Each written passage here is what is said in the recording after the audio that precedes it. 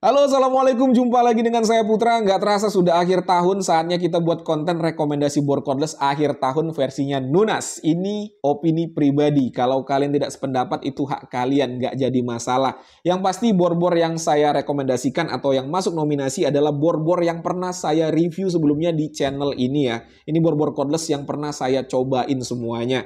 Bagi kalian yang punya bor cordless merek tertentu dan menurut kalian bagus tapi tidak masuk nominasi, berarti bor yang kalian miliki belum pernah saya uji. Gitu aja ya teman-teman ya. Di sini saya pakai rentang harga ya sebagai kategorinya.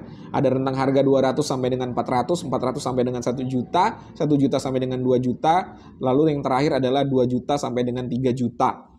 Oke, kita langsung saja masuk kategori pertama, rentang harga 200 sampai dengan 400 ribu. Kategori ini saya batasi 200 sampai dengan 400 ribu, alasannya karena untuk rentang harga segitu, build quality dan juga layanan purna jual itu sama saja. Palingan kita harus lebih jeli di spek dan juga fitur. Tapi hati-hati juga ya, karena ada beberapa brand yang pakai gimmick-gimmick lah, fiturnya sekian banyak lah dibuatnya, lalu untuk speknya sekian tingginya dibuatnya, tapi pada saat kita uji tidak sesuai. Nah, ini yang saya rekomendasikan kali ini yang masuk nominasi adalah bor-bor yang sudah lulus sensor semua ya teman-teman ya. Oke, untuk nominasi rentang harga 200 sampai dengan 400 ribu, yang pertama ada Edon LV3 1210 ya, LV3 strip 1210. Edon ini pada saat saya beli harganya dulu 270, sekarang sudah 290, masih di bawah 300 ribu. Lalu berikutnya adalah HNL HL312. Ini harganya 300 ribuan, sampai sekarang masih sama. Lalu ada Sansi 36 VF, harganya ini 340 ribuan sekarang. Terakhir ada Kova Fixer, harganya 299. Jadi 300 kurang 1000 ya, ada garansinya. Dan untuk rekomendasi saya untuk rentang harga 200 sampai dengan 300 ribu adalah Sansi 36 VF ya. Sebenarnya saya bingung nih memilih antara Sansi atau Kova, karena Sansi dapat 2 baterai, Kova dapat 1 baterai. Lalu Kova ada garansinya, sementara Sansi nggak ada. Setelah saya pertimbangkan, sepertinya baterai lebih penting daripada garansi untuk rentang harga 200 sampai dengan 400 ribu. Ya memang untuk Sansi lebih mahal sekitar 40 ribu lah dibandingkan dengan Kova. Tapi dengan dapat 2 baterai saya rasa worth it ya. Jadi pilihan saya jatuh pada Sansi 36 VF. Selanjutnya rentang harga 400 sampai dengan 1 juta. Ini rentang harga nanggung ya menurut saya ya. Dikatakan murah ya tidak, dikatakan mahal ya tidak ya.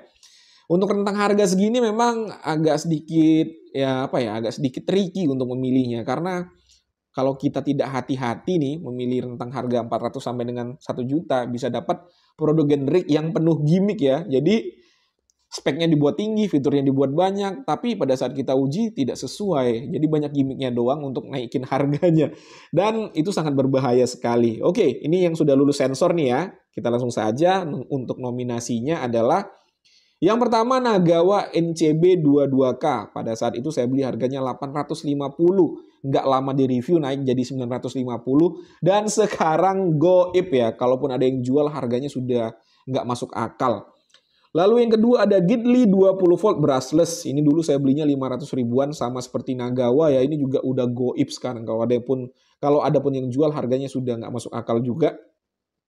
Lalu ada DCA, ada JZ2310Z, ini unit only, harganya 500-an. Tapi ya kalau kalian sudah punya ekosistem baterainya, worth it lah menurut saya. Lalu ada saudaranya, DCA, ada JZ1202i ya. Ini paket lengkap, ada dapat hand tools. Lalu ada Edon LV3 strip 2110. Ini harganya 500 ribuan nih untuk Edon ini. Dan untuk rekomendasi saya harga 400 sampai dengan 1 juta jatuh pada Edon LV3 strip 2110. Ini bor bagus ya teman-teman ya. Kalian boleh lihat reviewnya, memang ini bor bagus. Kalau kalian tidak peduli dengan garansi, ya ini salah satu pilihan yang tepat ya untuk Edon ini. Sebenarnya kalau Nagawa itu nggak goib ya, Nagawa NCB 22K nggak goib, pilihan saya bisa jatuh ke Nagawa karena memang performanya paling mantap dibandingkan dengan yang lain. Tapi sayangnya goib ya, kalaupun ada pun harganya nggak masuk akal lagi. Sebenarnya sayang banget ya Nagawa tidak meneruskan kedatangan NCB 22K. Tapi kalau kalian pengen jelas ya garansinya, lalu spare partnya juga jelas, ya pilihannya jatuh pada DCA ADJZ 1202 ya. Itu udah nggak ada debat lah. untuk pilihan yang paling aman. Tapi kalau saya sih tetap ya, beratnya ke add-on LV3 strip 2110. Next, rentang harga 1 juta sampai dengan 2 juta. Rentang harga segini nih agak ketat ya persaingannya ya teman-teman ya. Karena untuk nominasinya ini bor-bor bagus semua. Saya juga sedikit lama untuk mempertimbangkan siapa yang menjadi juaranya ya. Oke, untuk nominasinya yang pertama ada DCK KDJZ 23 strip 10i. Yang ini ya, yang ini. Ada Ronix 8900K. Oh ya, ini DCK ini harganya 900 sampai dengan 1,1 juta kalau tidak goib. Tapi sekarang udah goib. Terakhir saya tanya kepada pihak DCK sedang dalam proses pengiriman ya. Lalu ada Ronix 8900 pendatang baru harganya 1,8. Lalu ada Boss GSB 185Li, ini harganya pada saat saya beli 1,8 dan sekarang katanya sudah turun jadi 1,6 sekian ya. Dan terakhir ada Stanley SBD 715D2K. Nah ini nih Stanley nih yang aneh nih, dia turun harga ya. Pada saat saya pertama kali beli harganya 2,2 juta, sekarang harganya hanya 1,8 sekian ya. Jadi turun harga. Aduh, ini berat ya teman-teman ya. Semuanya bor-bor bagus. Untuk DCK memang secara spesifikasi paling rendah dibandingkan dengan yang lain, tapi harganya ya paling murah juga, beda 700.000 dibandingkan dengan yang lain ya. Aduh, berat. Tapi kita harus putuskan ya siapa yang menjadi juaranya. Oke, untuk rekomendasi saya di harga 1 sampai dengan 2 juta itu jatuh pada Stanley SBD 715D2K. Alasannya karena ya, kalau saya flashback ke belakang, untuk performa atau tenaga dari Stanley SBD 715D2K ini paling powerful dibandingkan dengan kompetitornya yang ada di nominasi ini. Untuk yang lain sama aja ya, build quality-nya sama-sama bagus, layanan purna jualnya juga sama-sama jelas, ya udah sama lah. Jadi saya flashback ke belakang, kembali lagi pada saat saya uji Stanley ini, performanya memang menurut saya sih lebih unggul sedikit dibandingkan dengan yang lain. Lanjut untuk rentang harga 2-3 jutaan. Nah ini lebih mudah nih, lebih mudah untuk menentukan mana yang menjadi rekomendasi saya ya. Oke, untuk nominasinya ada DCA ADJZ 0313. Ini nih, masih menjadi andalan saya sampai sekarang. Lalu ada DeWalt DCD 796, The Legend ya. Lalu ada Tekiro CD HD 2048. Nah ini nih, yang ini nih. Harganya 23 sampai 25 nih harganya ya. 2,3 sampai dengan 2,5 juta. Lalu ada Makita HP 488D002.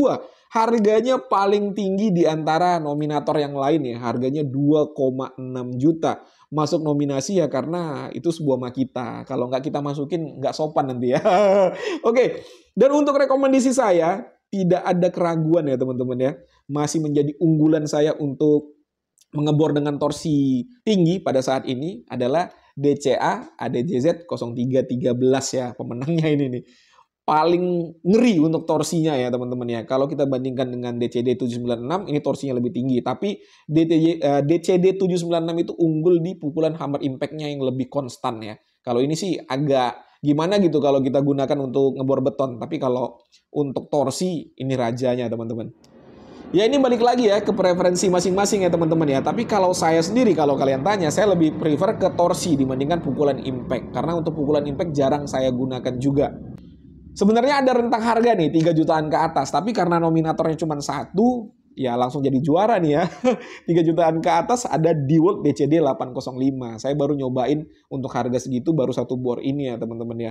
Ini tenaganya ganas, torsinya gila. Lalu untuk pukulan impact-nya paling top teman-teman dibandingkan dengan yang lain ya, yang pernah saya coba pastinya. Ini harganya 3,3 kalau nggak salah sekarang ya.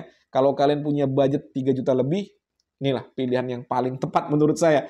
Oke ya, mungkin itu saja yang bisa saya sampaikan. Sekali lagi ini opini pribadi saya. Kalau kalian tidak setuju itu hak kalian, nggak jadi masalah. Semua bor yang saya sebutkan tadi semuanya sudah saya ulas di channel ini ya. Saya Putra, Assalamualaikum warahmatullahi wabarakatuh.